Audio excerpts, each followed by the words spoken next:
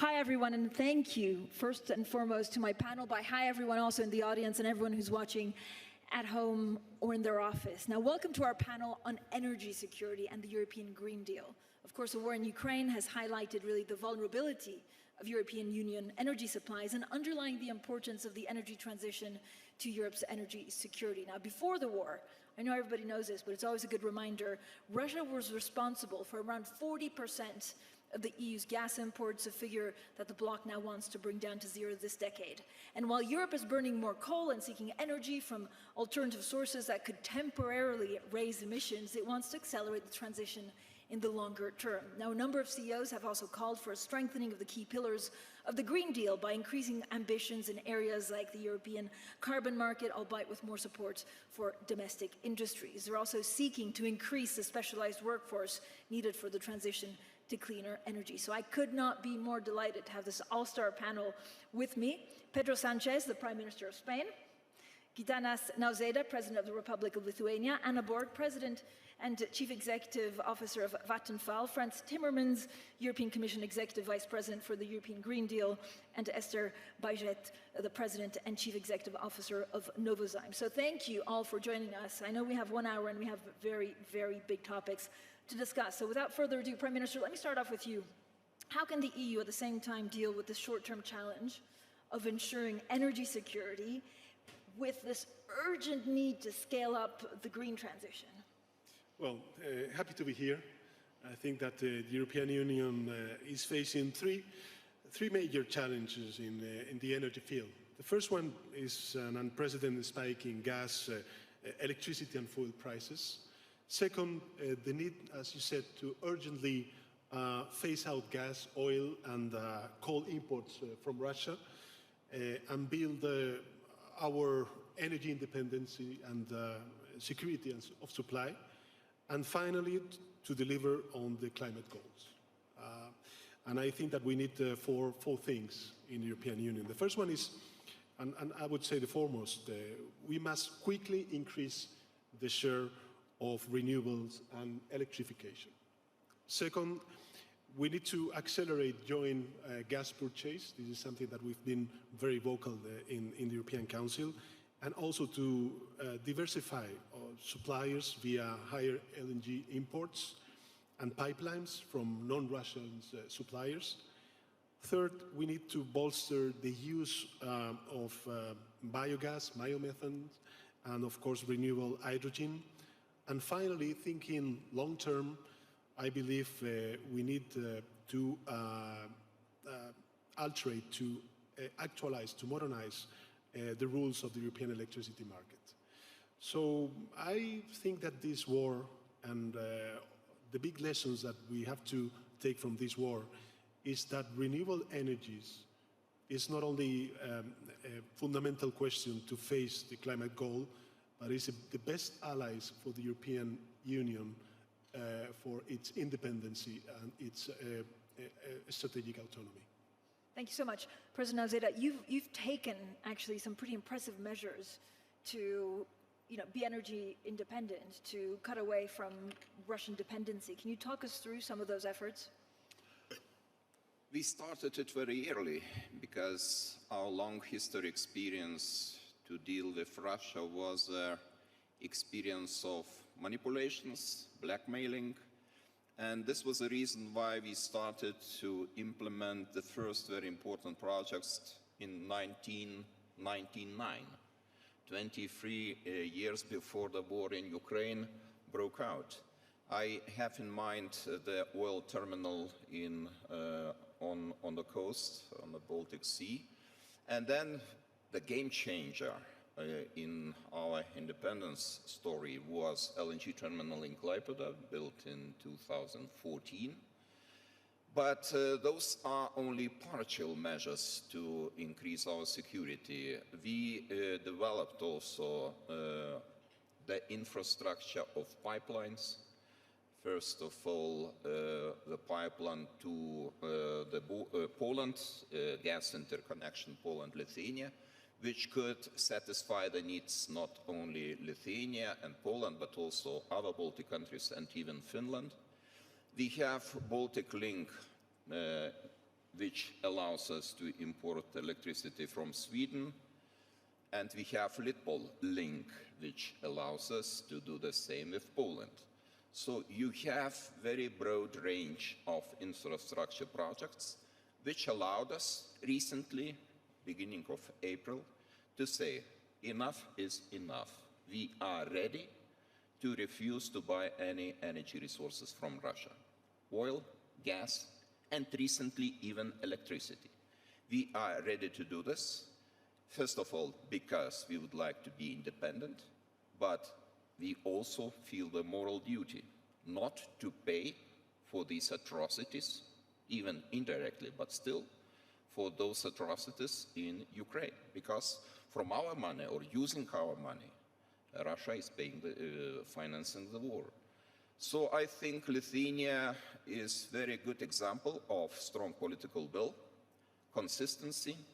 No matter what the government was in office, there was certain consistency to reduce our dependence on Russian energy resources. And now we are in the final stage, and of course one more important project we envisage to implement until 2025 is electricity synchronization projects, which allows us to connect our electricity grid to the continental Europe and disconnect from the former Soviet Union BREL system. So it will be the final stage of our long way, and I think this is a very good example to our colleagues in Europe. Just you can do the same. Yes, you need the time, but you know, this was probably because we didn't have any illusions regarding Russia.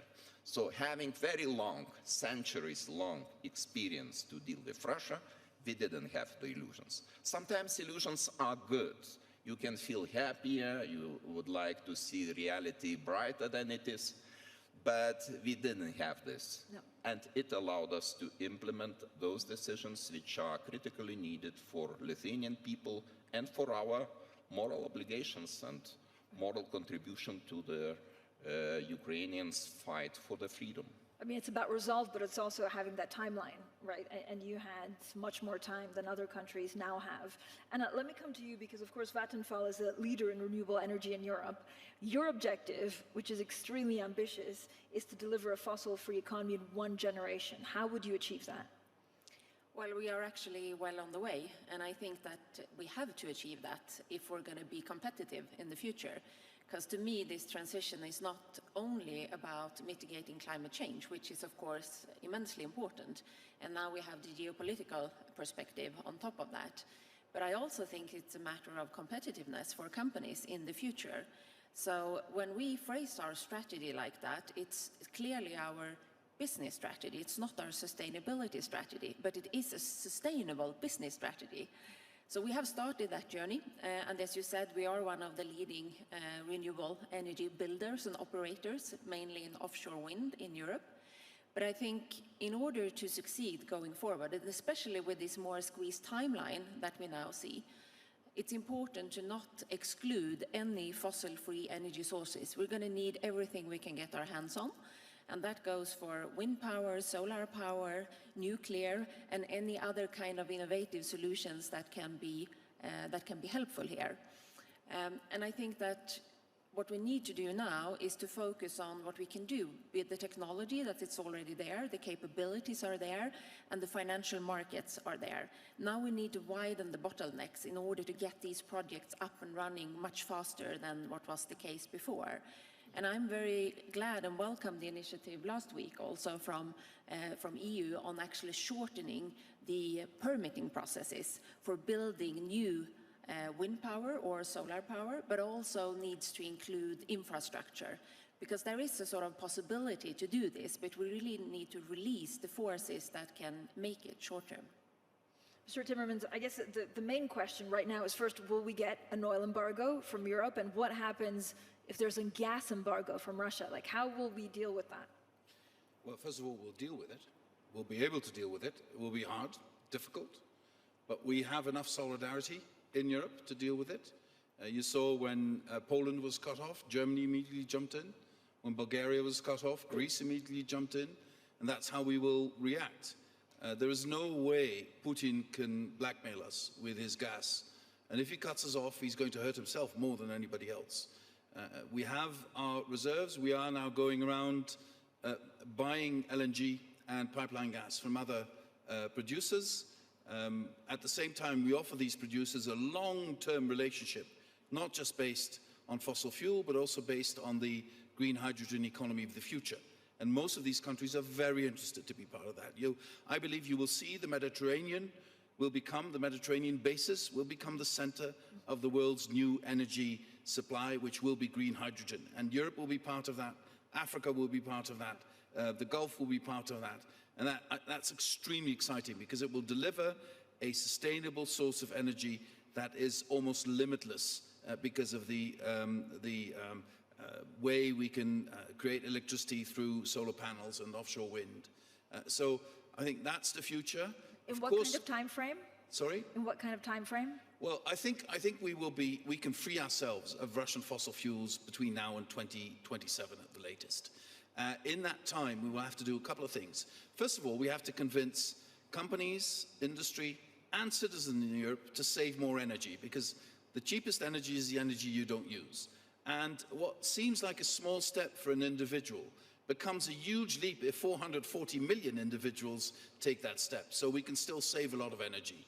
That will already mean less money in Putin's pockets. Secondly, we can speed up our transition to renewable energy. And one of the elements, indeed, is speeding up permitting. We want to create go-to zones, where you would do permitting once for a whole area, and then the individual projects would not have to be permitted one after the other. That would speed up, hopefully, from now 7 to 8 years to 1 year in terms of permitting. That makes a huge difference in renewable energy generation. And of course, rooftop solar. If we fulfill our ambitions in rooftop solar in the whole of Europe, 25% of all the electricity we need in Europe will be coming from rooftop solar. That's an incredible amount. And then, as I said, the third part is, for now, we will need fossil fuels. We need to go and buy fossil fuels in the Gulf, in Australia, in the United States, and elsewhere.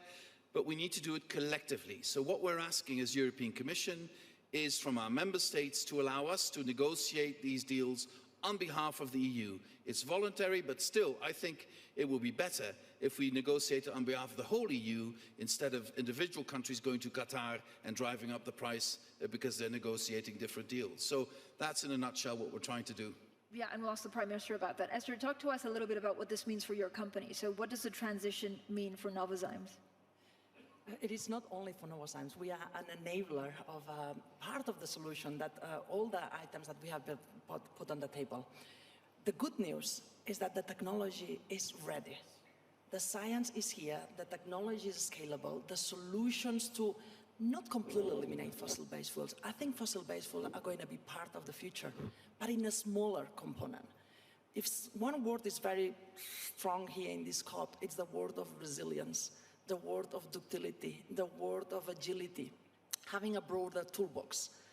I think we live in a pivotal moment. The crisis of the tragic war in Ukraine has magnified the dependence we have on fossil fuels.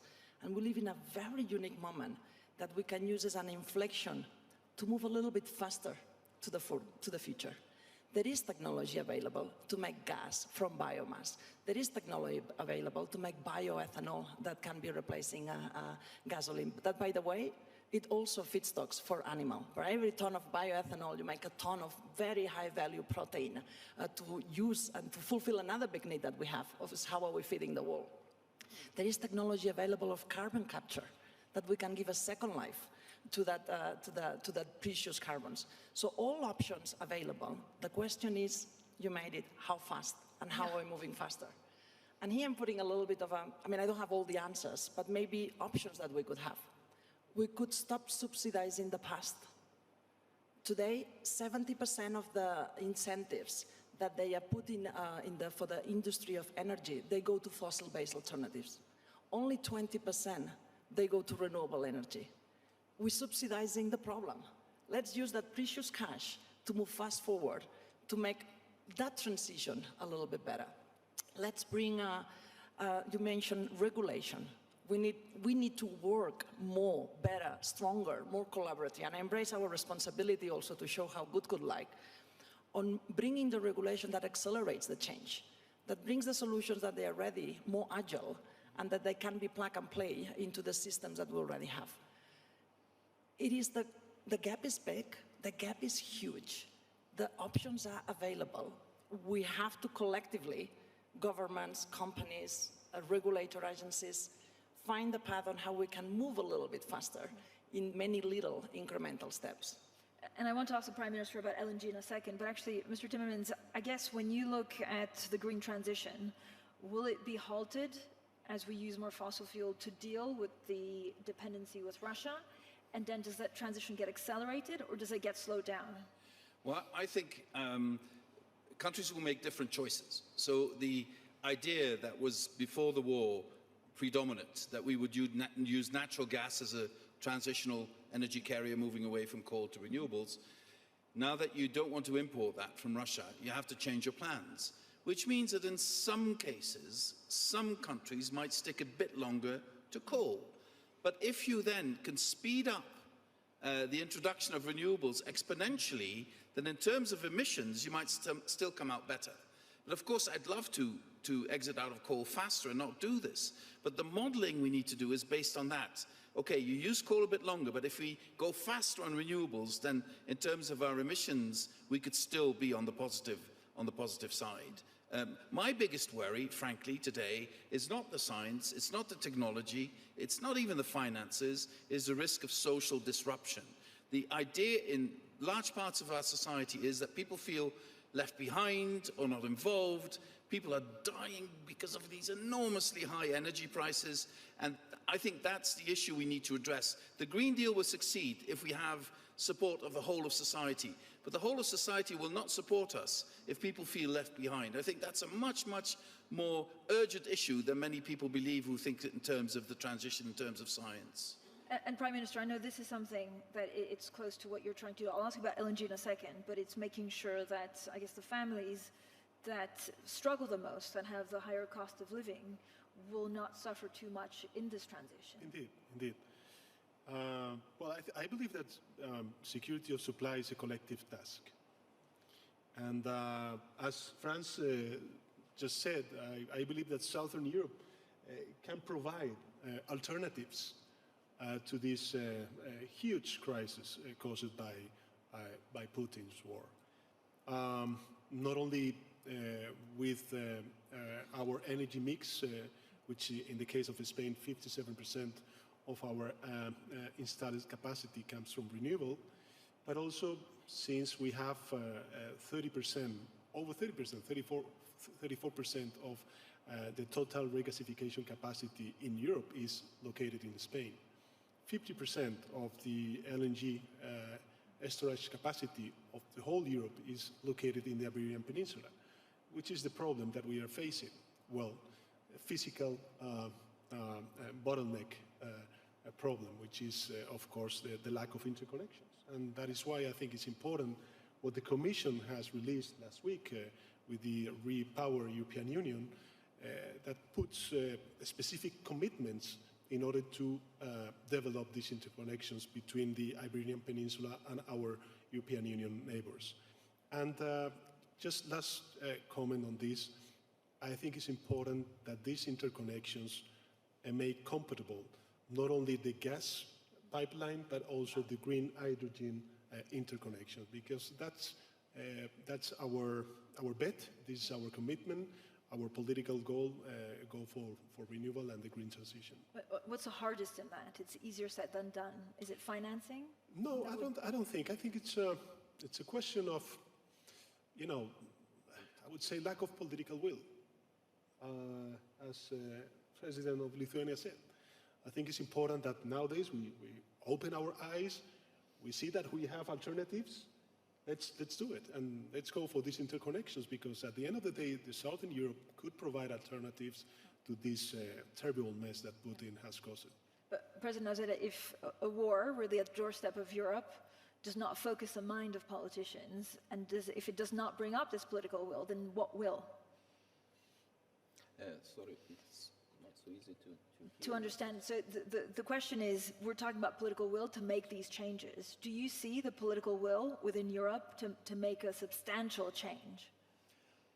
I see, and I see that Green Deal agenda is the highest priority in many countries, and in my country too. And this was only the part of the job we did so far, diversification of energy routes. But another, even probably more important part of our job, if we are looking long term, is Green Deal agenda. And we are dedicated to do our best in order to achieve very significant progress until 2030. And let me express it in some figures. For example, right now we import about 70% of our electricity we need. 70%, this is a lot. And even with this diversification of the electricity supply, of course, this is not sustainable to pay so much money on the import. And until 2030, we have the objective to achieve self-sufficiency in this regard. And of course, the main pillars are onshore wind. Offshore wind, we also envisage to implement very important projects in the Baltic Sea, 2 offshore wind facilities, taken together 1.4 gigawatt. And it will be possible to participate in the tenders already next year. So the companies, I really use the opportunity to invite the companies to participate in this project. And also solar energy. Lithuania is the producer of very good solar panels, and we already export these panels to other countries. And taken together, we envisage to increase the capacity of renewables from 1 gigawatt right now up to 7 gigawatt until 2030. And you know, the first trigger of Green Deal in Lithuania, by the way, was closure of Ignalina nuclear power plant, because according to our agreement with European Union, it was possible to finalize our negotiations regarding the membership in European Union only with the precondition that Lithuania closes the Ignalina nuclear power plant, old type of Chernobyl type reactors, in 2010. And we did it. And the rumors and the fears were huge that electricity prices will become double as expensive as before. But at the same time, it was a huge motivator, trigger to start to look for alternatives. And it was the first stage of renewables revolution in my country. Of course, taken together with a very favorable price-setting policy of our government. But still, sometimes the bad things provoke good shifts, good processes, and now we have just to continue the work we started 1 decade ago. President, from now, what is the hardest thing to achieve? So given your goals. The hardest thing to achieve probably is stable generation, because everybody knows that renewables is not the source of stable generation. Probably we need some basic generation in order to provide the stability to our energy system. But having in mind these alternative possibilities to import the electricity from our neighbors, I think this is the work we can do successfully, and we really would like to be in the first lines. We would like to be the front runners in this process of switching to green energy. And myself, I personally initiated the Green Lithuania initiative, and Mr. Timmermans was a part of this event. The first festival or first conference took place 1 year ago, and we tried to gather municipalities, business community, NGOs, and ordinary people, just to share the ideas, to share the views, and to do this good work for Lithuania, to preserve green, beautiful Lithuania for next generations. Anna, and this also goes to public-private partnerships, I guess. What can private companies' role in this be? Well, I actually think that my main concern is the speed of the development right now. And the reason I'm concerned is that the demand is clearly there. Right now, my feeling is that the business community is moving faster than politics, which is probably a good thing, because that means that we can join forces. But I think that's also because a lot of the companies have realized that the risk of not changing and not transforming into a sustainable value chain and business model is much higher than the risk of remaining with as is. And I will give you 3 examples, because I think that this development is not happening in the same kind of value chain as we are used to see in the energy industry. And the first example is the fact that we joined forces with SSAB, a steelmaking company, and LKAB, which is a mining company, in order to produce fossil-free steel using green hydrogen rather than coal in the process. And this has actually been very successful. The qualities of the steel is exactly as good as traditional steel, and the first off-taker of it is Volvo. The demand is skyrocketing, so there could have been, a sale of much more of this fossil-free steel right now if it was already on the market. But the reason we were able to develop it was that we looked at this value chain end to end, not exactly what is your piece or your piece and what has it looked like in the past, but how can we solve the problem and create a new business model. The second example is regarding sustainable aviation fuel, which is a project we're doing together with Shell, Lanzatech and Scandinavian Airlines, using captured carbon from a biomass-fired power plant, combining that with green hydrogen and producing electrofuels. And the third example is something that we did just this week, actually, is where we start a project where we'll build the world's first hydrogen-producing windmill, where it's integrated from the beginning. So not only speeding up the development of offshore wind electricity production, but also actually producing green hydrogen directly in the wind farms and piping that ashore. And here we see a huge demand from different kind of companies and industries that would like to integrate this from the start. So I think that yes, the challenges are there, but so are also many of the solutions. And there is nowhere else to look than at ourselves to solve this, because we are where we are, and we are the ones here now that need to make this work. What can private companies, Mr. Timmermans, do to Sorry? help? No, I was going to ask Mr. Timmermans, what can private companies, to Anna's point, do to help? The advantage is that they do long-term projections. And the disadvantage of politics, because support is not so stable as it used to be in politics, is that politics has become extremely short-term. And so if we combine the long-term planning of private industry with the need to also address short-term issues of our citizens, then we will be successful. And I don't want to be, rude to anyone, but the fact that energy companies are now pocketing windfall profits, incredibly high profits, where citizens are suffering because they don't know how to pay their energy bills. And some companies behave as though this were just a fact of nature, is not helping to create a long-term cooperation between companies and politics. You have to understand that if you want the population to support what we're doing, you also have to address their immediate needs. And the immediate needs of most Europeans today is, what are you going to do about these energy and food prices that I can no longer afford? And there, companies cannot shy away from that responsibility either.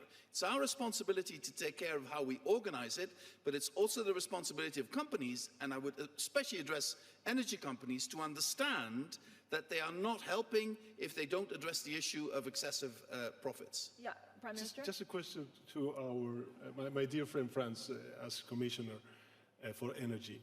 Don't you think it is the time to also have a new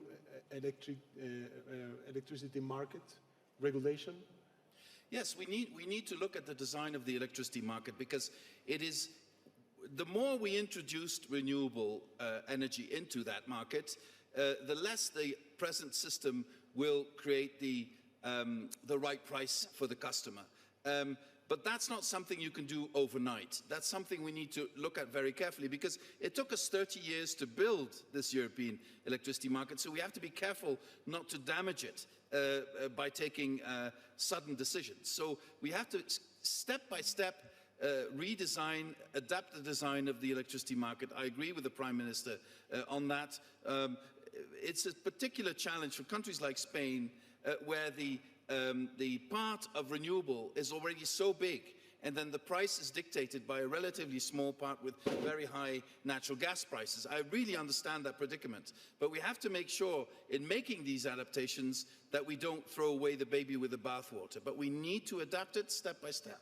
But step by step is what, 5 months? Because again, the problem is timeline. You can have the best intentions in the world, but if you don't adapt to an ever-changing world, then we're left behind. Sure, absolutely. But we also have to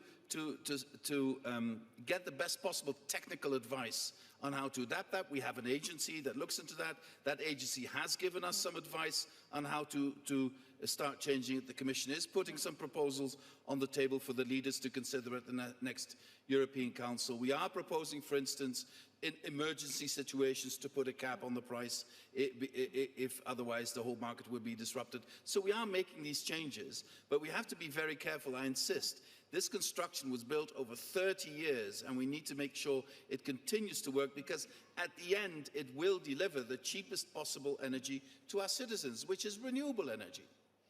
Esther? We have to look at this big gap that we're facing with the eyes of the toolbox of options that they're going to close it. And then we all have to seek on the way, each of us, on how we're going to make it. If each of us seek for the reasons of why we could not make it, we also have shareholders that have very short-term interests in mind. But then we seek for the shareholders that have long-term interests of mind. I think we have to put the narrative that we bring the population understandable, that there is no jobs in a dead planet.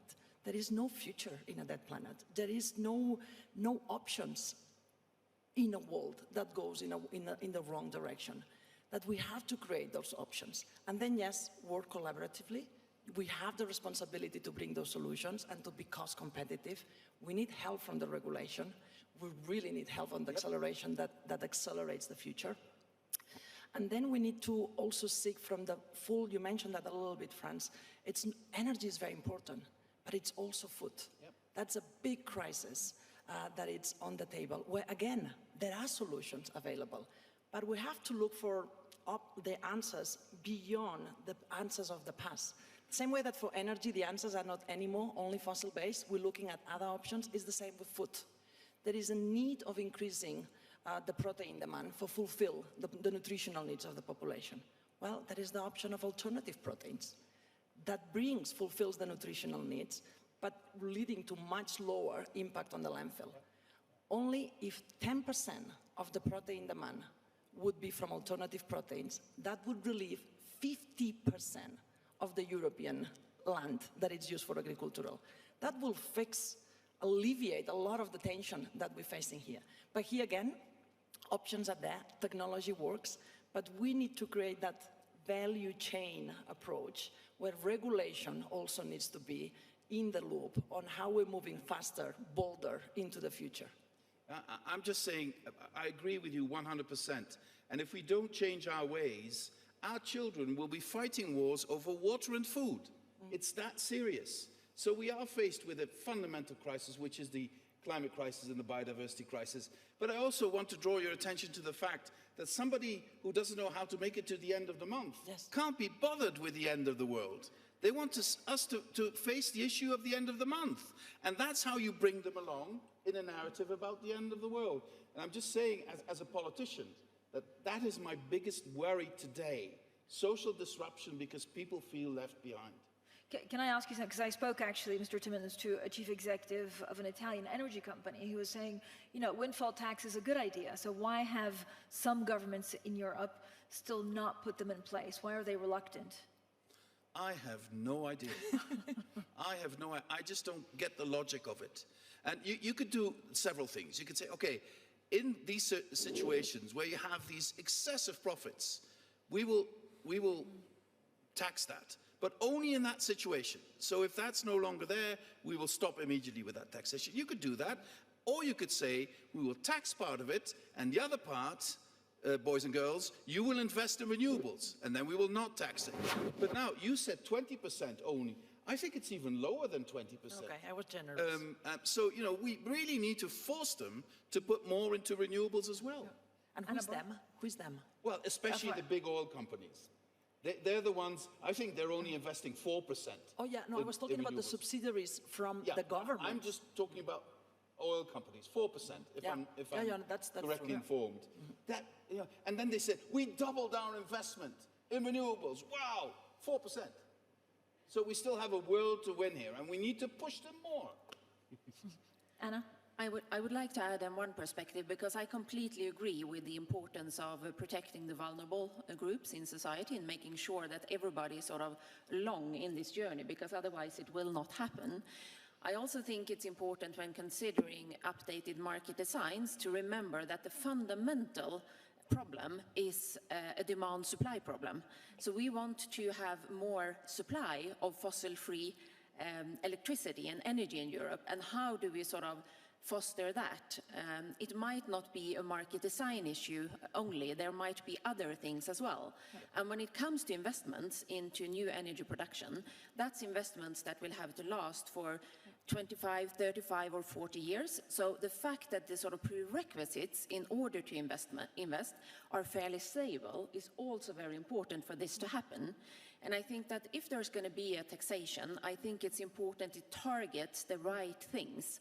As you rightly point out, there might be, you know, fossil fuel components that you would like to taxate in order to speed up this transition, but it needs to be carefully done so you don't at the same time hamper the investments into new renewables. And I can't speak for the oil companies, but I know that in our case, 50% of our investments go into new renewables, and pretty much the rest goes into taking care of the existing renewables. So I think it's important how you tailor this. Prime Minister, can I ask about renewables? Because you have a hugely ambitious goal actually for Spain, from 47% of the energy used thanks to renewables in 2021. By 2030, you want 74% of electricity generated by renewables. How will you achieve that? Well, by the way, Spain was one of the first countries in Europe that we face all this problem of the windfall profits and to intervene in the market. I don't know why it is for the mainstream politicians, also economists, really normal to intervene in the financial sector when it doesn't work, but it's so difficult to intervene in the energy sector or the market when it is clearly not functioning in Europe. I mean, we've been advocating for a regulatory review of the electricity European market since 12 months before the war.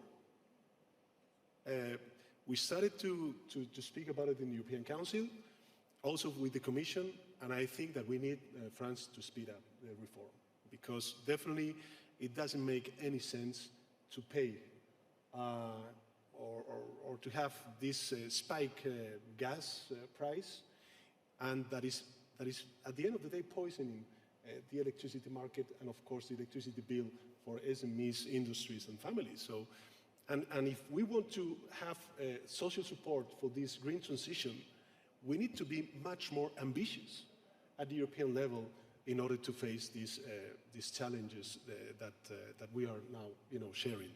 But of course, we are very committed with the green transition. Just to have to Prime give Minister, you some. why do you think it has been so slow? Well, I think it's important. I mean, it's difficult to move status quo. But at the end of the day, we are in a very defining moment. Those governments, like the governments that we're present here, we're very committed with the green transition. We don't want to use the pandemic or even the war as an excuse not for going to this green transition, because we know what is at stake. The thing is that, of course, as I said before, it is difficult, I don't know why, to intervene the energy market, whilst the financial market, when it doesn't function, politicians and also economists, they go for an intervention. And it's clear that we need an intervention at the regulatory framework. Of course, we're putting a lot of money. I mean, from the Next Generation European Union funds, Spain will receive in the next years 70 billion euros. We are allocating 40% of those 70 billion euros in green transition. But of course, if we need to keep the social support and understanding to this huge challenge, which represents the green transition and the climate change, we need also to actualize and to modernize our electricity regulatory framework at the European level.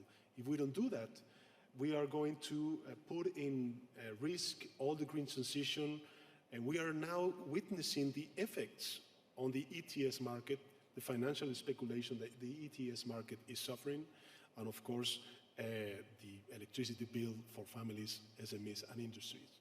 It doesn't make any sense that we pay, gas prices when we have very competitive energies such as renewable energies. I just wanted to say and use this opportunity to say that in order to increase the resilience of our society and our economy to unexpected price shocks, it's very important to find modern, smart solutions for energy consumers. And I don't know how widespread is this experience, but we use so-called remote prosumers policy in Lithuania. It means that actually every single resident of the multi-apartment house has the right to acquire the stake of solar plant and at the same time can enjoy, for example, 25 years, the electricity prices zero. There's no need to be just afraid of unexpected price shocks because you are at the same time consumer, but you are at the same time producer of the electricity. And we have the initiative in Lithuania where the state institutions are already involved in this project, and presidential office just wants to take the leadership in this, showing the way that other institutions can participate too. But this is important that also the households could be ready to participate in this project too. Of course, this is the issue probably of social inequality, because the people without the initial capital, they cannot participate in this program, and it brings even more social inequality in the society. But this is a very good instrument to invite, to encourage the people to use modern technologies, modern techniques in order to be a part of the game. And one more issue I would like to touch is, of course, energy efficiency. We didn't talk about energy efficiency, but this is very important too, because we have untapped potential to reduce energy consumption per GDP unit in my country, and this is a part of the problem. I think we have to do more, and we have to continue our renovation program of our multi-apartment houses, and we started very well, but so far we are in the process. And if we finalize this program, I think our energy efficiency in the country will be much larger than it is now.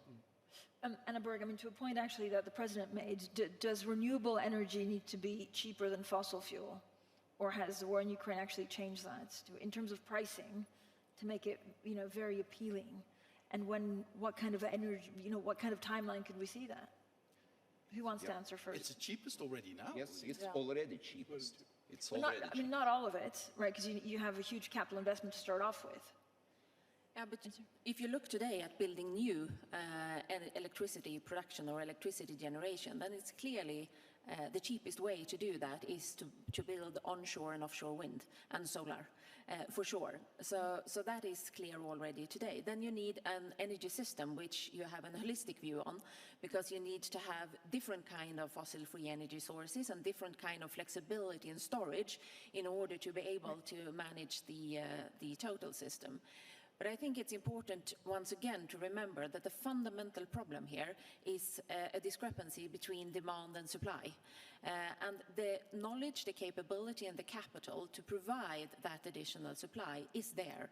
So the sort of regulatory framework or political decision-making need to make sure that there is a widening of the bottlenecks to sort of enable all of this to actually come to market as soon as possible. And then we're talking about securing supply chains, we're talking about these permitting processes and the timing, we're talking about providing land and sea to actually build on, and also take care of the sort of social concerns around how to build these new business opportunities and let everybody take part of the upside of that. And for those where it might not be possible, actually take care of the vulnerable groups. But to facilitate this, rather than creating uncertainty about the investment prerequisites, is going to be critical. I mean, you mentioned wind, it also has to be 100% reliable. I live in the UK where there are, wind farms, but if there's no wind, we had to resort to coal last year. Well, I just want to pick up on President Nazar's and his point about energy efficiency.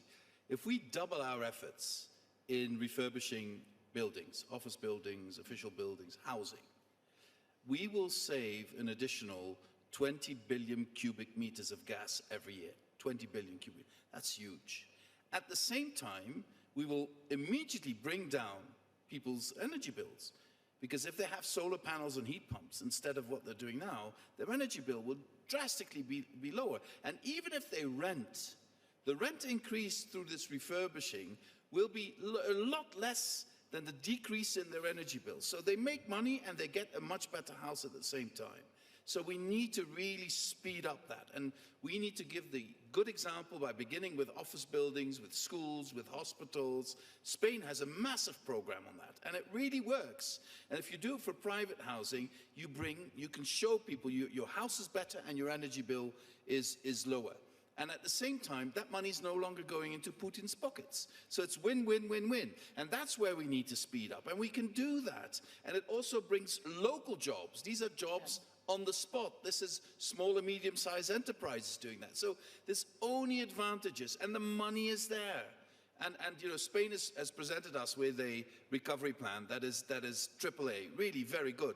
And part of that is also to put money into that. Lithuania is doing exactly the same thing. And that is bringing us really huge advantages that are bankable with our citizens as well. Agree. Esther? And building on your comment on cost, we have to be true to ourselves when we look at the real cost of one option or one alternative versus another. Yes, green energy, green alternatives to fossil-based, so gas from biomass, bioethanol, they are competitive from a cash cost point of view. They are very competitive. Then you need the capital intensity. But what is the real cost of the fossil-based alternatives? What is the cost of the CO2 emissions? What is the cost of flooding? What is the cost of climate change? What is the cost that we all absorb with health aspects or insurance? Those are just hidden costs that they are not absorbed by anybody. I really, as a thought, the concept of carbon pricing, putting a real cost, making the hidden cost visible, it would truly drive the momentum to the most cost-competitive alternatives, which are the bio-based solutions, which are the green alternatives. They are the most competitive. But we have to self-help us, that when we look at the costs and that we compare the economics, we really look at the full P&L, not only the one of one little component. Prime Minister, what will be your biggest challenge in actually moving to 74% renewables by 2030? As Franz said, I think it's the most important challenge for politicians is to keep on board the majority of our society.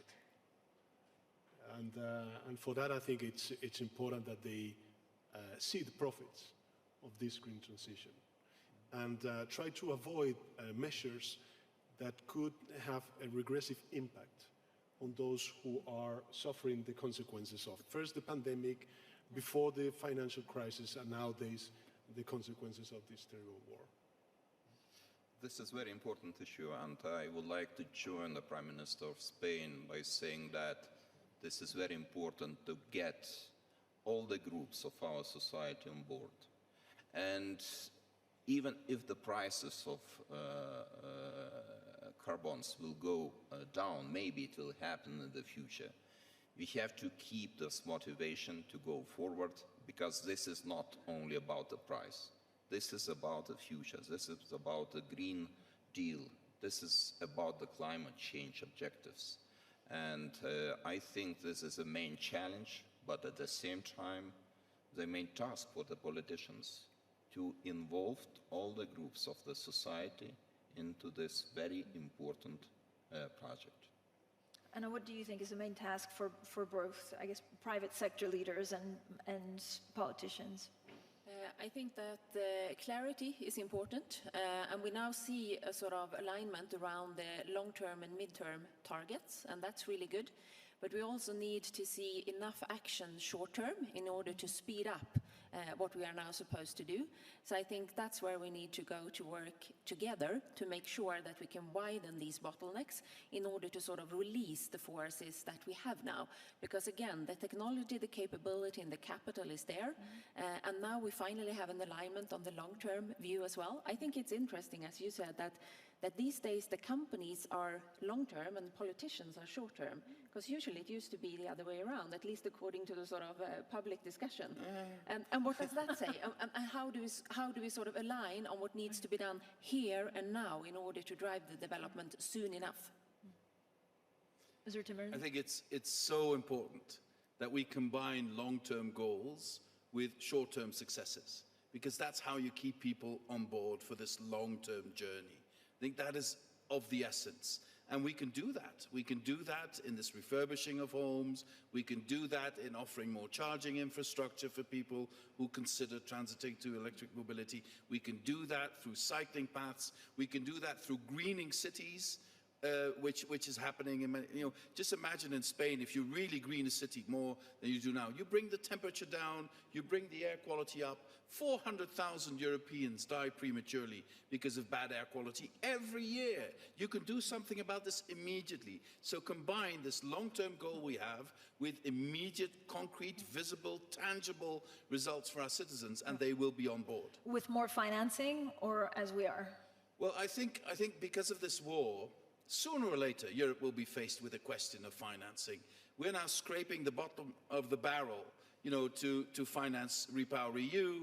We're doing everything we possibly can, but the budget is the budget, and we can't go beyond that. So sooner or later, there will be a moment of reckoning when our leaders in the European Council will have to ask themselves, is this money we have enough to face the challenges? I think the answer will have to be no, once we understand how important it will be for us to help the reconstruction of Ukraine. I think that is of essential importance for Europe. But that is something our leaders will face at a certain point. A very difficult discussion, but I think this is something they will face sooner or later. Esther? I think it all boils down to collaboration, to embracing that we all win or we all lose. And we have to do this together. There is the short term and the long term, but actually the short term, the long term, it's many, many short terms, one after the other. So it is working collaboratively, setting the path on what is possible and how we're moving, and then celebrating success. The point you mentioned about the narrative to the population, that we bring help and enhancing the education maybe that's enhancing the knowledge and understanding of how good looks like. Of course I worry about the short term, but it cannot be only the short term. So building that narrative collectively on how success looks like, and then moving jointly through technology, through solutions, through inventive, through regulation that moves us in one direction. We're almost running out of time, so I want one final question for each of you. And what is your priority in the next 12 months, personally, to make a difference in the green energy transition? So if you have one priority that you want to make sure gets done in the next 12 months, Prime Minister. Well, I think that it's to give certainty, political certainty and political will that the Spanish government is committed with the green transition. And we are not going to move back, but to move forward in this endeavor. And of course, to accelerate the execution of the European funds, which I think is crucial for not only the economic recovery, but also the modernization of the Spanish economy. President Alsina. I will continue my Green Lithuania initiative, and my efforts will be dedicated to get as many institutions, business entities, and people on board participating in this very important project. Anna Borg. I will focus on two things. First of all, I will continue the reshuffling of our asset portfolio and our investments into even more fossil-free electricity generation. And secondly, I will work on these integrated value chain partnerships, because that way we can not only create good business opportunities, but have an impact beyond our own size. Even if we are one small part of this fossil-free steel cooperation, steel producing industry is emitting 7% of the world's total CO2 emissions. So if we can make these value chains work, we can have an impact way beyond our size. Frans Timmermans. My top priority is to cement European unity in the face of Russian aggression. That is my top priority for the next 12 months. We need to stay united. We need to stay strong, because Putin will not stop if he's not stopped in Ukraine. And he's going to look for cracks in European unity. He's going to try, what he's been doing for the last 20 years, trying to divide us so that he can rule. So my top priority is European unity. To do that, the Green Deal is essential. To do that, Repower EU is essential. To do that, is moving forward faster in that direction is essential, but also in creating global partnerships for LNG and beyond that for green hydrogen. That would be my top priority for the next year. Esther Baiget. Do our fair share of the transition. First, as a responsible producer, we already reduced 46% of our CO2 emissions since we started in 2018. Continue in that direction. Embrace Scope 3. We already have a scope, not only Scope 1 and 2, also Scope 3 reduction, so walk the talk. But then ensure our solutions are part of the enablers. We're not going to fix the wall, but we want to be a stronger component, a stronger enabler of green alternatives for fossil-based, sustainable nutrition, be a stronger enabler through biology, through enzymes, through microbes, through proteins of a better world. Well, thank you so much. Can we please give a big round of applause to my wonderful panel, Pedro Sanchez, the Prime Minister of Spain, Gitanas Nausėda, Lithuania, Anna Borg, Frans Timmermans, and Esther Baiget. Thank you so much. Thank you. Thank you.